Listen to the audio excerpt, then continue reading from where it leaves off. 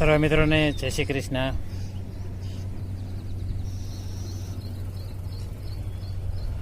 આજ મિત્રો આપણે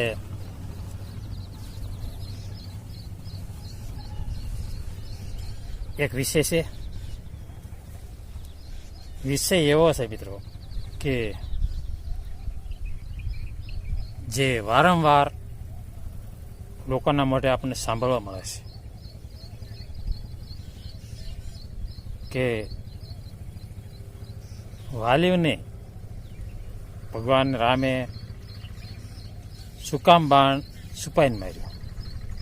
આ પ્રશ્ન બધાનો છે અને ઘણા આપણે એવી રીતે પ્રશ્ન કરતા હોઈએ છીએ. શું કામ બાણ માર્યું છુપાઈને, એ આજે આપણને જણાવવાનો છું. રામાયણનો પ્રસંગ છે મિત્રો, બહુ મસ્ત પ્રસંગ છે મિત્રો. આ તમે સાંભળશો એટલે જો તમને એ પ્રશ્ન તમે પછી નહીં કરો એવો પ્રસંગ છે મિત્રો. શું કામ બાણ માર્યું ભગવાન રામે છુપાય? કારણ કે વિચારવાનો મિત્રો કે આખો અવતાર જ તે આપણને શીખવા માટે અવતાર લીધેલો છે.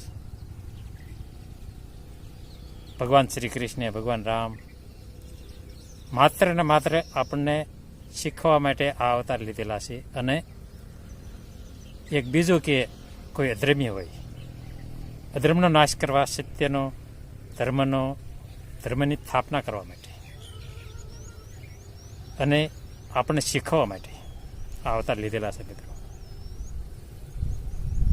ઘણા પાછી એવી વાત કરે છે કે વાલી એવો બળશાળી હતો કે સામે ભગવાન લડવા જાય તો ભગવાનનું બળ અડધું વાલીમાં વયું જાય.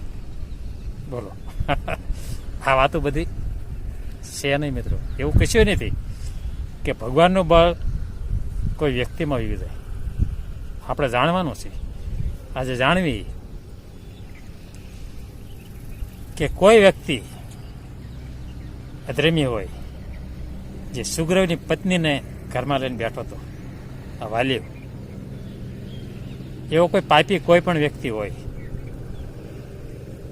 અધર્મી હોય, કોઈ બેની દીકરીઓને અધર્મ દુષ્ટ કર્મ કરતો હોય, જે એવો કર્મી વ્યક્તિને આપણને શીખવવા માટે ઈશ્વરે દેખાડ્યું કે આપણેથી કોઈ એનો સામનો કરી શકતા ન હોય એવો અધર્મી માણસ હોય કે આપણે આનો સામનો કરી શકીએ નહીં, આપણે એની સાથે લડત કરીને આપણે આની જીત નથી મેળવી શકતા, એવા વ્યક્તિઓ માટે આ શીખવા ઈશ્વરે આ રચના કરેલી છે કે એને તમે છુપાઈને મારો. એવા વ્યક્તિને તમે છુપાઈને મારો પણ છતાં તમને કર્મના દોષિત બનતા નથી. સામી સાથે લડવાની આપણે ટેવ જ નથી. આ ઈશ્વરની વાત નથી. ઈશ્વર તો સામી સાથે લડે, એ ગમે તેમ લડી શકે. આપણે દેખાવા માટે, આપણે સમજવા માટે ઈશ્વરે છુપાઈને બાણ મારી છે. કારણ કે આપણે આ સંસારમાં કોઈ વ્યક્તિ એવો હોય અધર્મી કે આને સામનો આપણે નથી કરી શકીએ. કોઈ પૈસાનો પાવર હોય, કોઈ રૂપિયાનો પાવર હોય, એની સામે આપણે ટકવી નહીં અને આપણે એની સામે લડત નથી આપી શકતા. એના કારણે આપણે છુપાઈને પણ મારી શીખવી છે તો પણ આપણને કર્મમાં દોષિત નથી બની શકતા. એના કારણે મિત્રો આ ઈશ્વરે રચના કરેલી. એટલે એવા વ્યક્તિને તમે છુપાઈને મારી શકો છો. આ મિત્રો રામાયણનો પ્રસંગ હતો, નનકો હતો. જરૂર સાંભળજો, જરૂર આ વિડીયોને સબસ્ક્રાઇબ કરજો, લાભ કરજો મિત્રો. હરિનારાયણ, હરિ કૃષ્ણ.